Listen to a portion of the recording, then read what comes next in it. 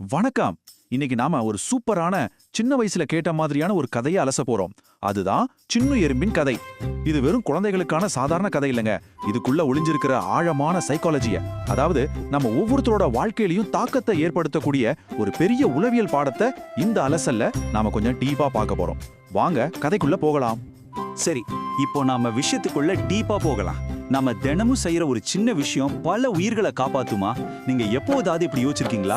நாம எல்லாரும் ஒரே நைட்ல பெரிய சக்சஸ் ஆகிடணும்னு ஆசைப்படுவோம். ஆனா நம்ம அன்றாட வாழ்க்கையில நாம செய்யற மிகச்சிறிய சாதாரணமா தோன்ற விஷயங்கள் சரியான நேரத்துல எவ்வளவு பெரிய மேஜிக்க பண்ணுங்கிறத இந்த கதை நமக்கு ரொம்ப அழகா கத்துக் கொடுக்க போகுது. பகுதி 1. சின்னுவின் கடின உழைப்பு, ஒரு தனிச்செயலின் சக்தி. இப்போ இதுல உண்மையிலேயே ரொம்ப சுவாரஸ்யமான விஷயம் என்னன்னா, இங்க இருக்கிற இந்த 1 அப்படிங்கிற நம்பர் தான். ஆமாங்க, சின்ன எறும்பு தினமும் பெரிய பெரிய மூட்டைகளையோ மலை மாதிரி தானியங்களையும் தூக்கிட்டு போகல. அது தினமும் சேகரிச்சது ஒரே ஒரு அரிசி மணி மட்டும்தான். ஒரு நாளைக்கு ஒரு அரிசி மணி அப்படிங்கிறது பார்க்க ரொம்ப சின்னதா ஒண்ணுமே இல்லாத மாதிரி தோணலாம் இல்லையா? ஆனா அந்த சின்ன விஷயத்துல சின்னு காட்டின விடாமுயற்சியும் அந்த தொடர்ச்சியும் தான் அதோட உண்மையான பலமா மாறுச்சு. பகுதி 2. மற்றவர்களின் கேலி, விமர்சனத்தை எதிர்கொள்ளல். இது ரொம்ப அற்புதமா எதை விளக்குதுன்னா, ஒரு பக்கம் சின்னுவோட கடின உழைப்பும், இன்னொரு பக்கம் மற்ற எறும்புகளோட கேலியும் எவ்வளவு முரண்பாடா இருக்குன்னு பாருங்க. மற்ற எறும்புகள்லாம் சின்னுவை பார்த்து சிரிச்சுதுங்க. தினமும் ஒரு அரிசி மணியை வச்சுட்டு நீ என்ன பெருசா சாதிச்சிட போற அப்படின்னு ரொம்பவே கேலி பண்ணுச்சுங்க. சின்னு அதோட வேலையில ரொம்ப கவனமா இருந்தப்போ மற்றவங்க அவங்களோட நேரத்தை வீணடிச்சுட்டு சின்னுவை விமர்சனம் மட்டுமே பண்ணிட்டு இருந்தாங்க. ஆனா இங்கதான் நம்ம ஒரு முக்கியமான விஷயத்தை கவனிக்கணும். யாரு எவ்வளவு கேலி பண்ணாலும் சின்னு அதோட வேலையை நிறுத்தவே இல்லைங்க. நினைச்சு பாருங்க, இது எவ்வளவு பெரிய மன உறுதி. பொதுவா நம்ம சுத்தி இருக்கிறவங்க நம்மளை கேலி பண்ணாலோ இல்ல நம்ம உழைப்பை குறைச்சு மதிப்பிட்டாலோ நம்ம ஈஸியா மனச்சோர்வு அடைஞ்சு அந்த வேலையை விட்டுடுவோம். ஆனா சின்னோட இலக்கு ரொம்ப தெளிவா இருந்துச்சு. சமூகத்தோட விமர்சனங்கள் அதோட தினசரி உழைப்பை ஒரு துளி கூட பாதிக்கல. பகுதி 3. மழைக்கால சவால், தயாரிப்பும் யதார்த்தமும். வாங்க இப்போ இது எப்படி அடுத்த கட்டத்துக்கு போகுதுன்னு பார்ப்போம். நாட்கள் வேகமா ஓடிடுச்சு. யாருமே எதிர்பார்க்காதப்போ திடீர்னு ஒரு பெரிய மழை வந்துச்சு. எந்த ஒரு முன்னேற்பாடும் இல்லாத மற்ற எறும்புகளுக்கு நடுவுல இந்த மழை ஒரு பெரிய பீதியை கிளப்பிடுச்சு.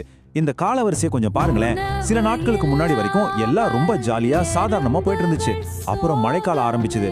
வெளியே தலை காட்டவே முடியல. இப்போ ஃபைனலா அந்த எறும்பு கூட்டத்துக்கிட்ட சாப்பாடே இல்ல. பசியிலையும் பட்டினிலையும் எறும்புகள்லாம் தவிச்சு போயிடுச்சு. இது நிஜமாவே வாழ்வா சாவா அப்படிங்கிற ஒரு பயங்கரமான நெருக்கடி நிலை. பகுதி 4. சின்னுவின் உதவி, கருணையின் இதயம்.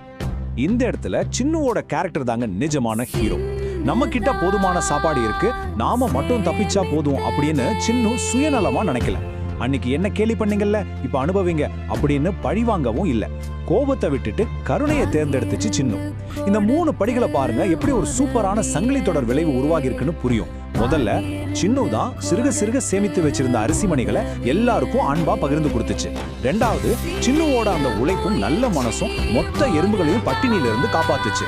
3வது, இந்த எதிர்பாராத உதவி மற்ற எறும்புகளோட சிந்தனையே அப்படியே தலைகீழா மாத்திருச்சு. அதுக்கப்புறம் என்ன ஆச்சு தெரியுமா? மொத்த எறும்பு கூட்டமும் சின்ன மாதிரியே உழைக்க ஆரம்பிச்சிருச்சுங்க.